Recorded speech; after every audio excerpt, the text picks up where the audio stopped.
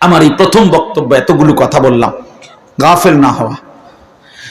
ইমানদার গাফেল হয় না, বারবার এই শব্দ কিন্তু বলছি, মনে রাখেন। কি হয় না? মুমিন। বলেন বাবা, বলেন। মুমিন গাফেল হয়। কেন ভুলে গেলেন আল্লাহকে? একটা অটো চালাইতে চালাইতে নামাজের সময় নাই কেন? একটা সিএনজি চালাইতে চালাইতে নামাজের টাইম নাই। কয় টাকা বেতনের চাকরি করেন জানি না আমরা? যারা চাকরি করেন কয় টাকা বেতন? 30,000, 60,000, 90,000 টাকা, 1 লাখ টাকা মাসে ইনকাম। এক মাসে নামিয়া 30 দিনে 1 লাখ টাকা কি খুব বেশি কোনো টাকা নাকি? 30 দিনে 30,000 টাকা কি খুব বেশি টাকা নাকি? মাত্র 30,000 টাকার জন্য আল্লাহকে ছেড়ে দিলেন। একটা ওয়াক্ত নামাজ পড়লেন না।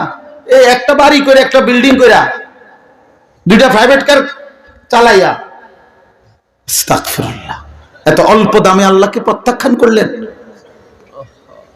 কি দুনিয়া ভোগ করলাম আমরা, বলেন? অতিরিক্ত কি দুনিয়া ভোগ করে আল্লাহকে ভুলে গেলাম।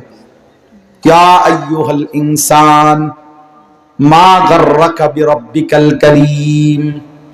আল্লাহ বলেন, হে মানুষ, আমার মতো দয়ালু মেহেরবান মালিককে ছেড়ে দেওয়ার জন্য কে তোমাকে ধোঁকা দিল? কাকে পেয়ে বন্ধু আমার মতো পরম বন্ধু বাদ দিয়ে দিলাম? মা গাররাকা বিরাব্বিকাল কারীম। এমন মেহেরবান মাওলা কেমনে ছেড়ে দিলা বান্দা?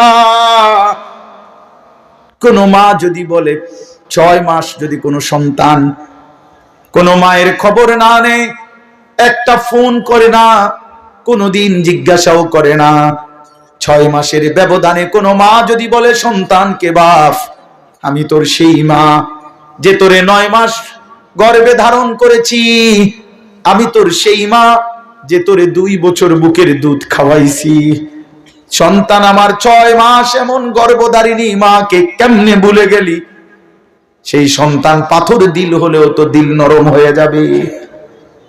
তো মহান আল্লাহ পাক বলে, রব্বুল আলামিন বলে, বান্দা গত 1টা বছর আমি আল্লাহই তো তোরে খাদ্য দিলাম, খাবার দিলাম, পানীয় দিলাম, আসমান জমিন গোটা কায়নাত দিয়ে তোকে আমি আল্লাহ লালন পালন করলাম। বিনিময়ে 1টা বছর কোনদিন আমি বুঝি ফজরের একটা সেজদাও পেলাম না।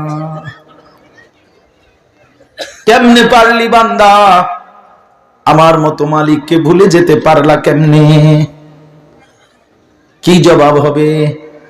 আল্লাহর নবী সাল্লাল্লাহু আলাইহি ওয়াসাল্লাম বলবে হাসরের দিন, উম্মত 23 বছর আমি দিন রাত তোদের জন্য কেঁদেছিলাম, আমার এত চোখের পানি কেমনে প্রত্যাখ্যান করলি?